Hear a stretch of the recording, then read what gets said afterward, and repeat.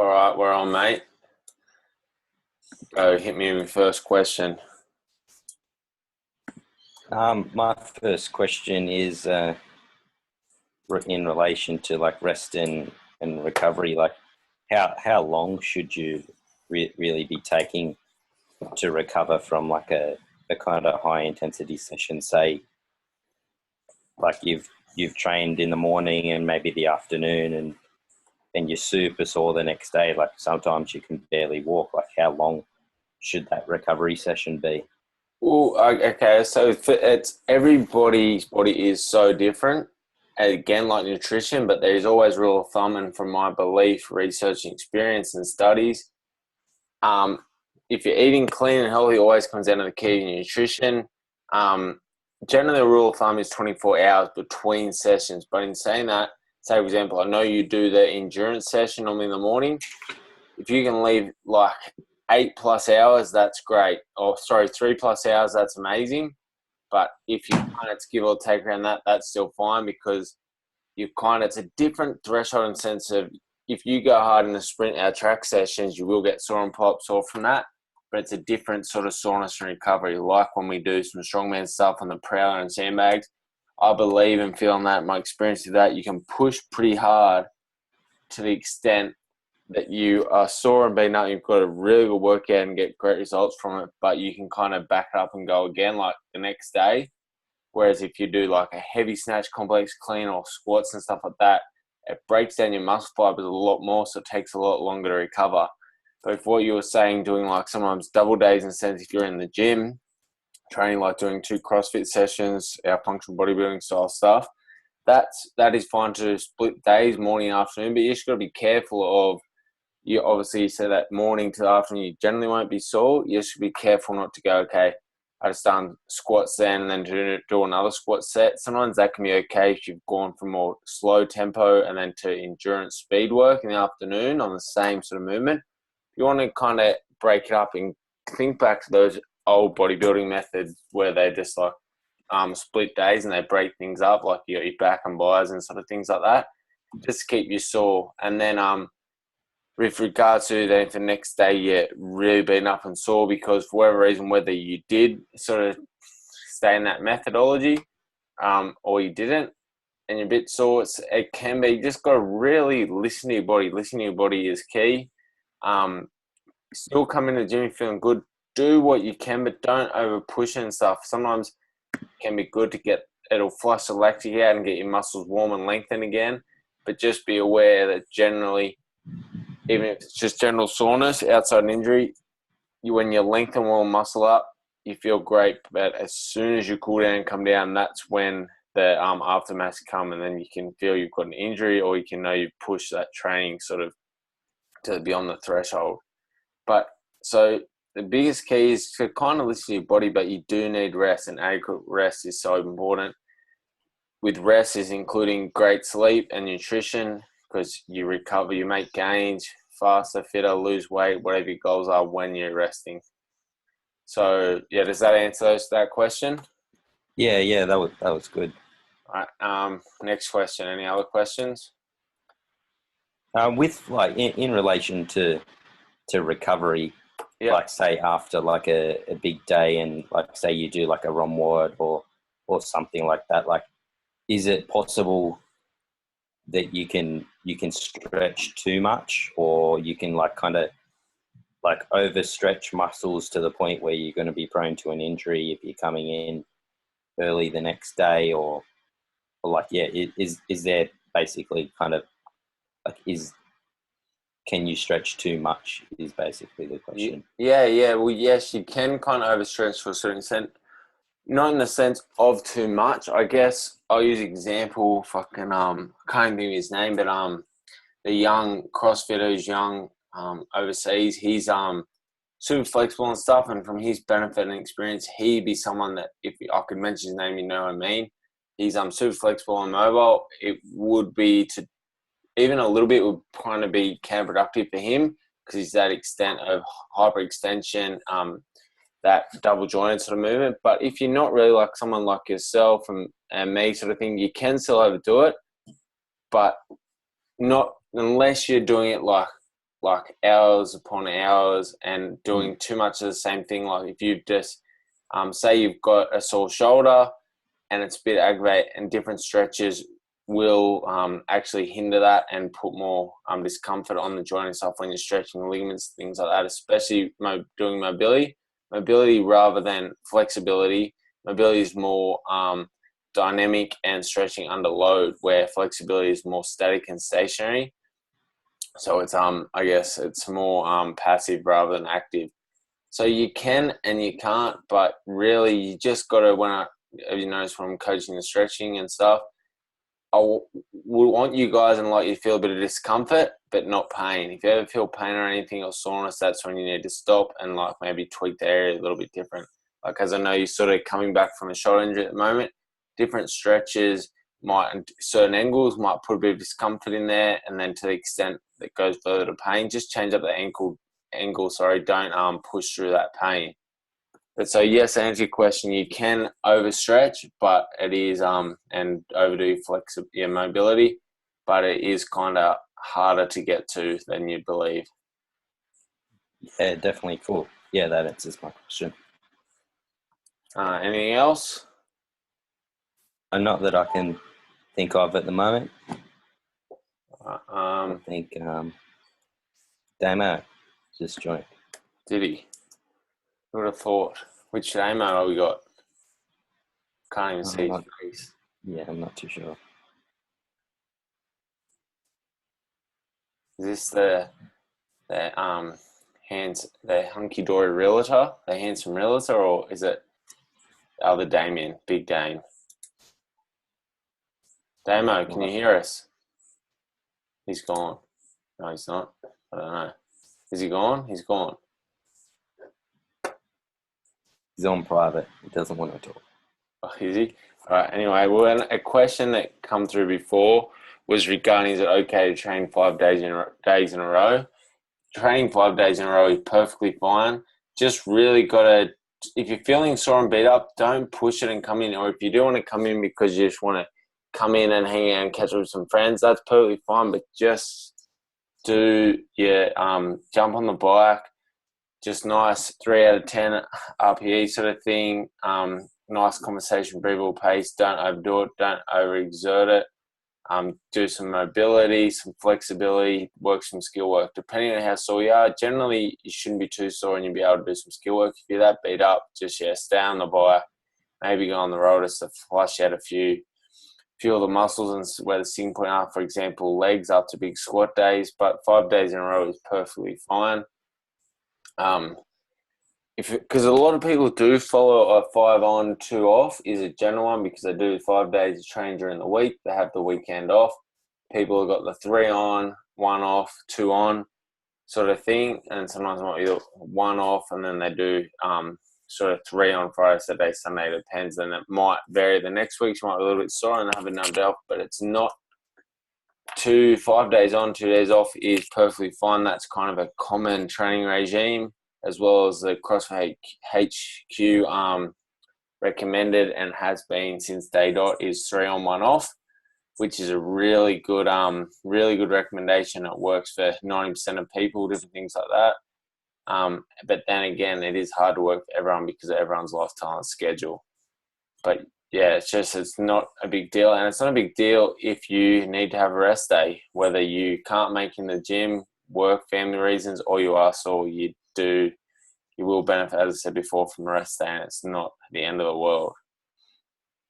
But that's sort of on that. What else we got? Is it better to rest completely or keep going whilst having a real sore? Well, having that real sore muscle feeling you get after an epic leg day. I guess that is these kind of all roll into each other, but just specifically on this one, it is, I wouldn't say it's best to keep going, but maybe just come into the gym or at home or something and just get moving. Go for a walk, a brisk walk, not a dawdle, jump on the bike, flush it all as to get the muscle moving again. Get it lengthened again. Make sure you stay hydrated, keep some water and fluid in the system. And yeah, but don't really feel that's all come in and push and overdo it, or just do, maybe if it's legs, do some light squats, stay on the barbell. If your arm's 100 kilos, maybe hit 20 to 30 kilos on barbell just for some nice, smooth, controlled reps. Don't overdo it on that. What else we got? How many days to showers is a good amount of time to recover and build muscle? I think this kind of comes back to your question asked before, Macca. As I said, a full 24 hours as a rule of thumb, but it all depends on the individual again, and depending on what sort of training you've done that morning or the day before and you're going to do in the afternoon. So it's sort of, there's no real set thing, but rule of thumb, I'd say between the endurance sessions to our strength conditioning sessions, I'd say 3+ hours, a full day rest between your strength sessions. But that can vary from depending on what you've done, how intense it's been. And I guess that's why we have changed our program up since the Open this year and went to a lot of more functional bodybuilding style things, rebuild the body and bulletproof everything, and give the body a break from high intensity 24/7, because it doesn't matter if you're a games athlete or not, or just as 99% of us all are, not just at our facility, around the country. We're all lifestyle athletes. We're doing this to better our livelihood and continue playing football with those great grandchildren, really, right? So I guess that's why we've done that sort of thing, and that rolls hand in hand. Depends how intense the session's been, will depending on how long you will really need to take between. Like, I'm sure, Macca, you'd notice this week we've had a couple intense conditioning pieces at Metcons, yeah?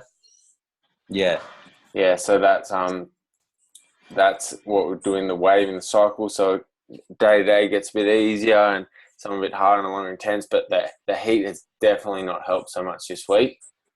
But everyone's dug in deep in things, but you might find that it's hard too. Like if you're someone coming in and done, say, a Monday session, for example, in the evening, and then you plan to train Tuesday morning, I'd probably say after the temperature and the style of session we had where you put all that was in with weight training, you're still pushing harder than you would if it was just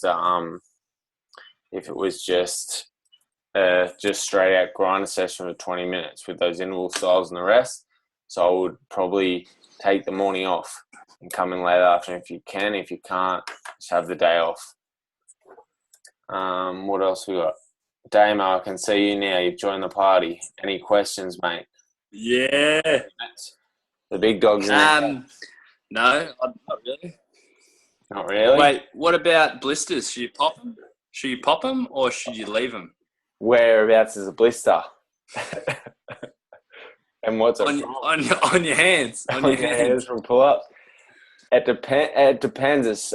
People tell you a million different things, and old Dr. will tell you a million different things, but my belief is, depending on how deep it is, I'll generally, if it's only like a blister, sort of a first, second last thing, I'll pop it, get all the fluid out of it, and then, because it's going to tear anyway, right? It's going to burst anyway.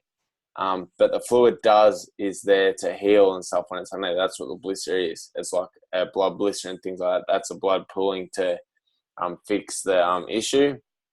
But I don't know, really personal preference. If you rip your hand deep, I've done this before when I've ripped it and I've super glued it back down and it kind of grows back together. But the biggest thing is your hand care before. Don't allow it to happen. Constantly pumice on your hand. You can use those hand shavers and things. But I like the hand shavers, but sometimes I get a bit carried away and then you go too deep and it kind of hurts more than actually getting those hair. Just remember. And you can also wear on your hands. That helps when you've had a tear. Yeah, okay. Yeah, pop the blister and get stitched away in it. Yeah, okay. That'll get stitched. I read an article on blisters, actually, like not specifically for hands, but like for feet and stuff. Say you forget a sock or something, and you get a blister on your foot from a workout. They say not to pop them because the fluid inside the blister helps to generate and recreate new skin under that blister. Yeah, and definitely. Then once it dries up and the new skin kind of heals, the blister will kind of just fall off naturally. Like that's what happened to me, like on my foot with that. I had one at the beach, and it had sand in it, and then once it actually like finally the skin flaked off, like the sand kind of fell off. Yeah, no, that's exactly right, Macca. And that's the same thing applies for your hand or wherever the blister is. That is your body's way of regenerating and repairing the damaged tissue. But again, like I was saying, it depends where it is and how shallow or deep it is, whether you should pop it or not. Because if you're going to jump on a bar, even gripping a barbell, you'll probably burst it straight away the next day. So you just got to really think that. But just try and protect your hands. Especially when it's a warmer month, your hands do tend to tear a lot more. Okay. So that answers that, Damo. Thanks for that, Mac. That was good. All right. Anything else, boys? Yeah. Yep. What do you got? No, I got nothing, mate. Nothing. All right. Well, I'll just take a couple minutes before we end, because people, if you're having breaks and stuff, especially this time of year, going away, a longer break, such a week or two, it's not going to be a problem, especially when I'm talking about all you guys, all our current athletes in the gym, all conditioned and seasoned athletes training regularly. You're not really going to go backwards too much to a certain extent. Having two weeks break, even 3 weeks break, but generally 2 to 3 weeks mark, you will start, I believe you will start to notice your VO2 max will start to decrease, so your general conditioning, which is actually an easier thing to get back your endurance over some strength. You will start to get a bit of muscle wastage and things like that, but as I'm sure you've all heard the term before, muscle memory. Muscle memory is amazing. The whole mind-muscle connection, when you start to get back into it, it will come back faster than you believe, endurance-wise and strength-wise. Be smart. I'm talking from experience. If you've had a week or even 4 weeks off, be really smart in coming back into it. Just ease into it as if it's your first day in the gym again. Go light. Take it easy in the conditioning, because otherwise you'll end up with an injury or pull up really sore and then end up having to take an extra week or two off. So that's my advice on that. I think, what else did I have come through? Long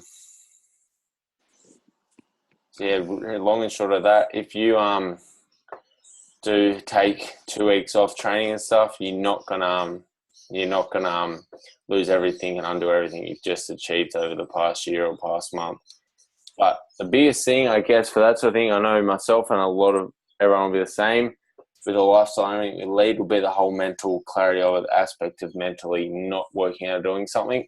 I know myself personally, when I'm away on a trip, doesn't matter if I get to a gym or wherever, I try and do a workout as such 2 to 3 times a week, whether it's go for a run, do some sprints down the beach, wherever, go visit a CrossFit facility or something like that, because they're all around the world, as I'm sure you know. But just really makes me feel a little bit better in the head. It's probably getting, I wouldn't say it's doing nothing but minimal gains in the sense of fitness, but just keeps you on track and makes you feel a little bit better. During those downtimes, it's probably the best way to go about that. And also in the show notes, I'll throw in a few little just simple suggestions, and you can obviously elaborate on that for workouts and stuff, just simple 100-meter sprints, things like that, as well as things to touch further on what we've talked about now. So it'll all be in the show notes for those who miss and prefer to read, or you can refer back to, so you know where different parts of the conversation are. Think anything else, boys? Good. I will say one thing though too, on what I was just saying then, if you go away on holidays or you're going to have some time off, whether it's a week, 2 weeks or what have you, remember to try and eat smart. Holiday season is the hardest time, and you still got to enjoy yourself, let your hair down, not be a pain or a nuisance when you're at social events, things like that, but just try and eat smart, because nutrition is the key, and especially recovery and not losing anything you've achieved over the past few months and all this year. And I will also put in our show notes too, the fitness and nutrition tips for festive season, that blog I wrote up a few weeks back. It's in our blog on the website now, but I'll post a link to that in the comments. So if anyone wants to just read some little tips and tricks as advice when eating during our festive season. So I think, yeah, that's good, boys. We covered it.